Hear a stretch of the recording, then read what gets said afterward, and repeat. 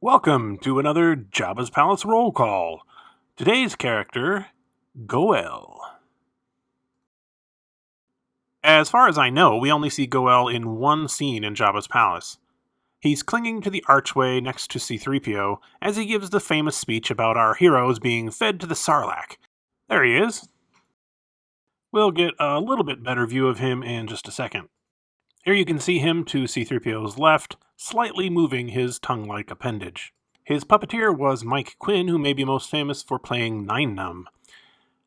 Interestingly, he only moves when C-3PO isn't speaking. As you can see in this next shot, he's completely still. Apparently, director Richard Marquand thought it would be too distracting to have him moving while C-3PO was talking.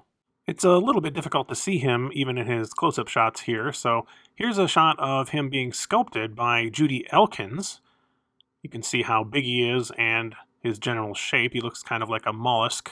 And here's a nice clear publicity shot of him clinging to the archway there above C-3PO. And of course here he's not only been painted, but also slathered with some kind of jelly or something to make him look all wet. If you look at the list of creatures that they used while filming, you can see that he was originally referred to as Wol Cabasshite, or low overhead. The character would be referred to in this way for quite a while, but he was finally given a name when he appeared on a card in the Jabba's Palace expansion set for the Star Wars customizable card game in 1995, and that made it clear that Wol Cabasshite was intended to be the name of his species and not his personal name. As far as I can tell, all of the lore about this character that I can find online is entirely based on this one card. It just says, Wol Cabasshite, immobile, species evolved from parasites, mistakenly left in Jabba's palace, although by whom, we don't know. No one suspects his intelligence, often tries to lick passers-by.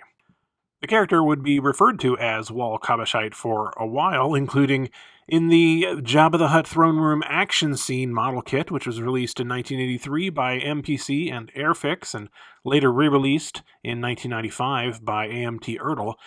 It's a pretty unique model kit in that it includes lots of obscure Jabba's Palace characters. Here in the instructions you can see that they've actually slightly misspelled the name.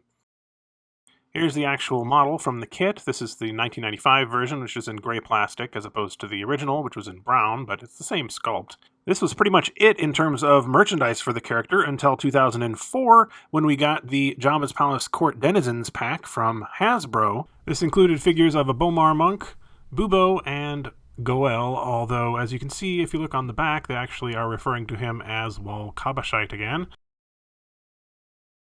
Here's the actual figure from that pack, and it looks reasonably good. It's got a suction cup on the bottom in case you want to attach him to some sort of vertical surface, although this tongue does not look very much like the actual tongue from the film. The last and most impressive piece of merchandise made for this character is the 1/6 scale figure included in the Salacious B. Crumb Creature Pack, released by Sideshow Collectibles in 2006.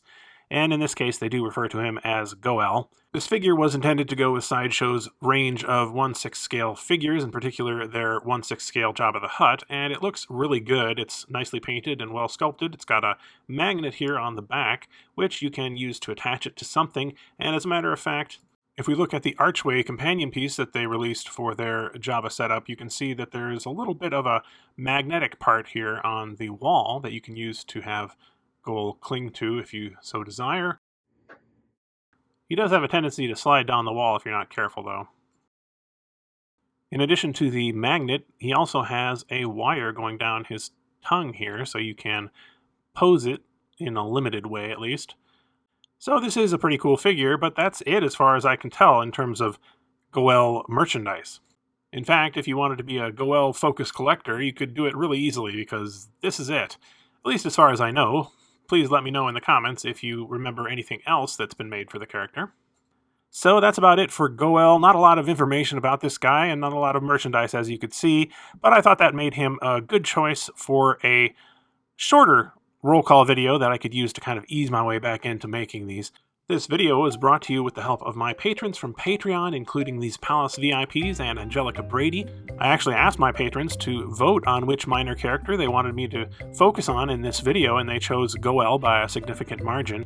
So in addition to getting some videos early and having some behind-the-scenes discussion. You can also occasionally vote on things that I'm going to cover on the channel. So if you're interested in finding out how you can support the channel for as little as $1 a month, I will put a link in the video description. Thanks very much for watching.